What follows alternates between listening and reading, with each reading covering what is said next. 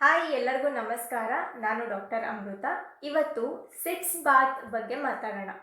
Sits Baat ಅಂತೇಳಿ ಹೇಳಿದ್ರೆ ಕೂತ್ಕೊಂಡು ಸ್ನಾನ ಮಾಡೋದು ಅಂತ ಅಲ್ಲ, ಬಟ್ ಸ್ವಲ್ಪ ಅದೇ ಥರನೇ. ಒಂದು ದೊಡ್ಡ ಟಬ್ಬನ್ನು ತಗೊಂಡ್ಬಿಟ್ಟು ಅದರಲ್ಲಿ ಬಿಸಿನೀರನ್ನು ಹಾಕಿ ಅದು ಒಳಗಡೆ ಕೂತ್ಕೊಳ್ಳೋದನ್ನು ಸಿಟ್ಸ್ ಬಾತ್ ಅಂತ ಹೇಳ್ತಾರೆ.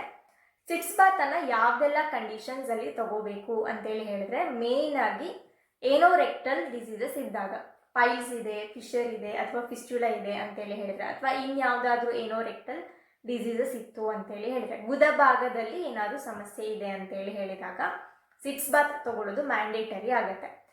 ಎರಡನೇದಾಗಿ ಜೆನೈಟಲ್ ಪ್ರಾಬ್ಲಮ್ಸ್ ಇದ್ದಾಗ, ಫಾರ್ ಎಕ್ಸಾಂಪಲ್ ವೆಜೈನಲ್ ಇನ್ಫೆಕ್ಷನ್ಸ್ ಅಲ್ಲಿ, STD ಇನ್ಫೆಕ್ಷನ್ಸ್ ಇಂದ ಜೆನೈಟಲ್ ಪಾರ್ಟ್ ಅಲ್ಲಿ ಸ್ಕಿನ್ ಲೆಷನ್ಸ್ ಆಗಿದ್ರೆ, ಪೆಲ್ವಿಕ್ ರೀಜನ್ ಅಲ್ಲಿ ಫಂಗಲ್ ಇನ್ಫೆಕ್ಷನ್ಸ್ ಇದ್ದಾಗ, ಅಥವಾ ಪೀರಿಯಡ್ಸ್ ಟೈಮಲ್ಲಿ ಬರುವಂಥ ಪೇನ್ ಇದ್ದಾಗ, ಈ ಎಲ್ಲ ಕಂಡೀಷನ್ಸ್ ಅಲ್ಲೂ ಕೂಡ ಸಿಟ್ಸ್ ಬಾತ್ ಅನ್ನ ಮಾಡಬಹುದು.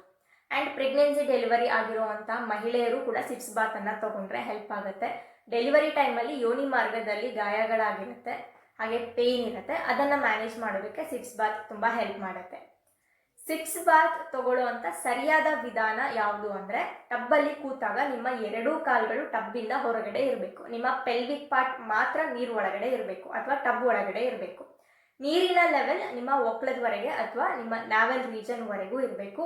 ನೀರು ತುಂಬ ಬಿಸಿನೂ ಇರಬಾರ್ದು, ತುಂಬ ತಣ್ಣಗೂ ಕೂಡ ಇರಬಾರ್ದು, ಉಗುರು ಬೆಚ್ಚಗೆ ಇರಬೇಕು. 10 ರಿಂದ 15 ನಿಮಿಷದವರೆಗೂ ಅಥವಾ 20 ನಿಮಿಷದವರೆಗೂ ಕೂಡ ಸಿಟ್ಸ್ ಬಾತನ್ನು ಮಾಡ್ಬೋದು. ನೀರು ಪೂರ್ತಿ ತಣ್ಣಗೆ ಆಗೋಕ್ಕೆ ಬಿಡದೇನೆ ಮಧ್ಯದಲ್ಲಿ ಅವಾಗವಾಗ ಸ್ವಲ್ಪ ಸ್ವಲ್ಪ ಬಿಸಿನೀರನ್ನು ಹಾಕ್ಕೊಂಡು ಸೇಮ್ ಟೆಂಪರೇಚರನ್ನು ಮೇಂಟೈನ್ ಮಾಡ್ಕೋಬೇಕು. ಸಿಟ್ಸ್ ಬಾತ್ನ ಮಾಡೋದಕ್ಕೆ ಪ್ಲೇನ್ ವಾರ್ಮ್ ವಾಟರ್ ಯೂಸ್ ಮಾಡ್ಬೋದು, ಇಲ್ಲಾಂದರೆ ಅದರಲ್ಲಿ ಒಂದು ಸ್ವಲ್ಪ ಬೆಟಡೀನ್ ಹಾಕಿಬಿಟ್ಟು ಯೂಸ್ ಮಾಡ್ಬೋದು, ಇಲ್ಲಾಂದರೆ ಯಾವುದಾದ್ರೂ ಕಷಾಯದಿಂದನೂ ಕೂಡ ಸಿಟ್ಸ್ ಬಾತನ್ನು ಮಾಡ್ಬೋದು. ಬರೀ ಪೇನ್ ಇದೆ ನಿಮಗೆ ಅಂತೇಳಿ ಹೇಳಿದ್ರೆ ಅವಾಗ ಪ್ಲೇನ್ ವಾರ್ಮ್ ವಾಟರ್ ಸಾಕಾಗುತ್ತೆ.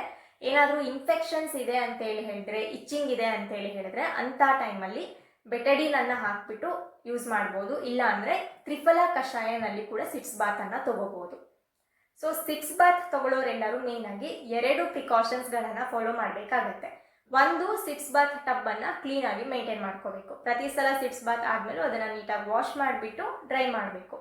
ಎರಡನೇದು, ನಿಮ್ಮ ಪೆಲ್ವಿಕ್ ರೀಜನ್ ಮತ್ತು ಜೆನೈಟಲ್ ಏರಿಯಾನ ಸಿಟ್ಸ್ ಬಾತ್ ಆದಮೇಲೆ ನೀಟಾಗಿ ವಾಶ್ ಮಾಡ್ಕೊಂಡ್ಬಿಟ್ಟು ಒಂದು ಕಾಟನ್ ಬಟ್ಟೆಯಲ್ಲಿ ಅಥವಾ ಗಾಝಲ್ಲಿ ಒರೆಸ್ಕೊಂಡು ಡ್ರೈ ಮಾಡ್ಕೋಬೇಕು. ಇಲ್ಲ ಅಂತೇಳಿ ಹೇಳಿದ್ರೆ ಫಂಗಲ್ ಇನ್ಫೆಕ್ಷನ್ಸ್ ಆಗುವಂಥ ಸಾಧ್ಯತೆ ಇರುತ್ತೆ, ಇನ್ ಕೇಸ್ ನಿಮ್ಮ ಇಮ್ಯುನಿಟಿ ಏನಾದರೂ ಕಡಿಮೆ ಇತ್ತು ಅಂತೇಳಿ ಹೇಳಿದ್ರೆ.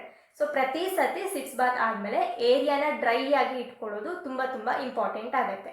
ಈ ವಿಡಿಯೋನ ನಿಮ್ಮ ಎಲ್ಲ ಫ್ರೆಂಡ್ಸ್ಗೂ ಕೂಡ ಶೇರ್ ಮಾಡಿ, ಯಾಕಂದರೆ ತುಂಬ ಜನಕ್ಕೆ ಸಿಟ್ಸ್ ಬಾತ್ನ ಅವಶ್ಯಕತೆ ಇರುತ್ತೆ.